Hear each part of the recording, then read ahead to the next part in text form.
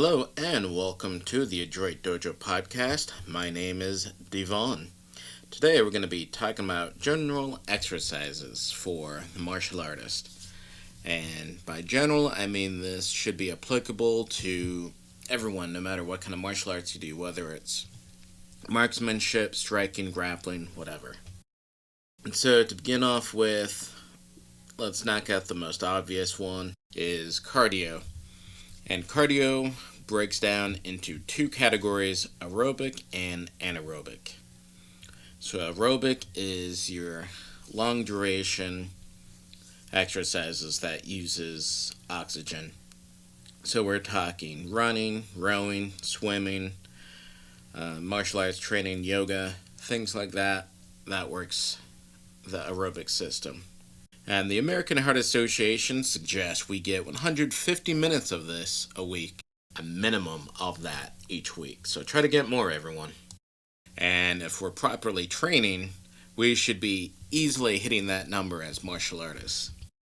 And so the anaerobic part, that will be activities such as sprints, stair runs, burpees, and other high-intensity exercises and interval training. So certain weightlifting items, lower weight, faster speed for reps, that would fall under high intensity interval training as well. And so as martial artists, I think it's important that we train in two ways. One, get in that HIIT training, like really high intensity, as high as we can sustain comfortably with the rest of our workouts. And then, especially for, say, strikers, the uninterrupted steady state cardio. For grapplers, especially like jits, it seems more steady state than other things such as judo, wrestling, striking. So it might not apply to jits, but for the rest of us, ours is kind of already longer interval training. So getting that steady state in really helps with adapting the body for long duration. And then getting the HIIT in is really good as well. So try to do both. Alright, moving on to core stabilization is the McGill 3. Basically the McGill crunch, side plank, and bird dog. And that's something you can get in every single day. And then we have various types of squats. I suggest Bulgarian split squat, the Cossack Squat, and the ATG Split squat, as well as jump squats such as box jumps. And so those four types of squats really help move your body and legs in various angles that we use in martial arts. I think wrestlers would definitely benefit from the ATG split squat since it's very similar in movement to their shoots. Alright, moving on, neck exercises. For this, just the standard yes, no, I don't know exercises are pretty good. Over the years, some crazy contraptions have come up where you attach things to your neck and do crazy things. I don't think that's too beneficial. I think just the standard yes, no, don't know will cover it. If you want to mix it up even more, you can do it not just supinated, but also try them prone. And moving on, unilateral movements. So unilateral movements is something where your body or the movement is focused on one limb rather than both. So for example, single arm dumbbell bench press or one arm push up or the squats I mentioned earlier are unilateral because one leg is taking the vast majority of the movement at any one time. So get in more unilateral movements, you will find you have more stability, more strength, and just better all functional ability to move, function, and apply your strength. Along with that is the use of dumbbells, cables, and bands over traditional machines or barbells. Now, I'm not saying get rid of barbell training. If you're not working maximal strength or explosion where you need a barbell, if you're in a position where the exercises can be switched out, then I suggest switching out to one of the three I mentioned. you'll definitely find great benefits.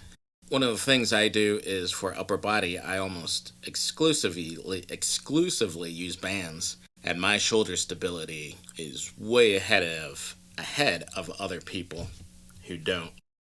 All right, and finally, what is called movement-based strength training. This is a bit newer in the fitness community, so it's not as widely distributed knowledge-wise.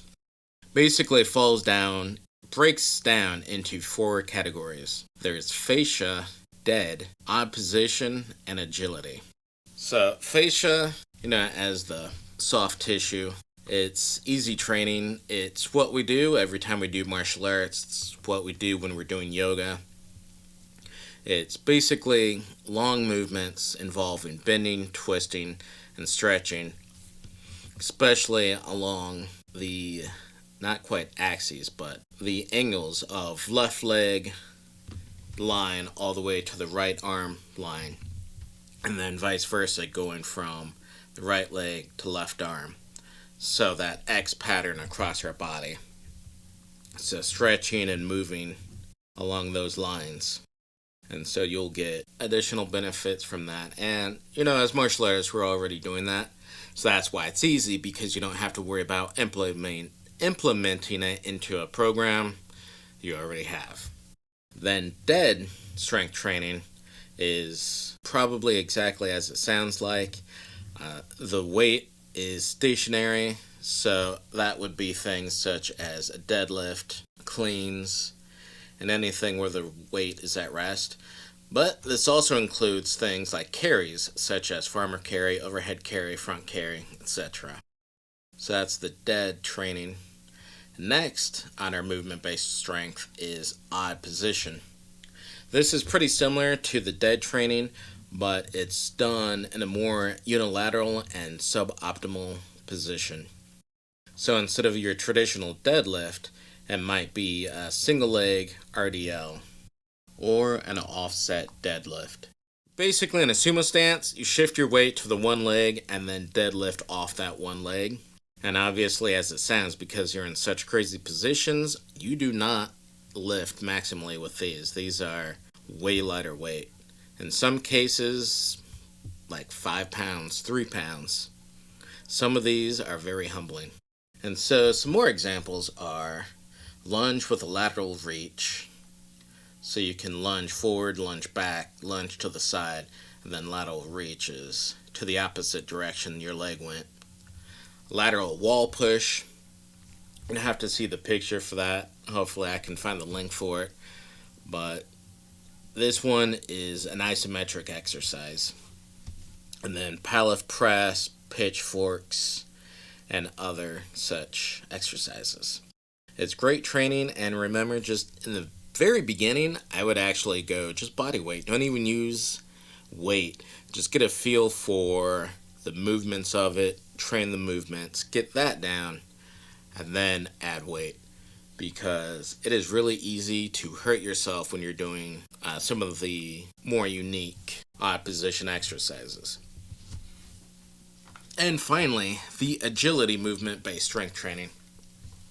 This is another one where it's probably exactly what you're thinking, because this one involves agility.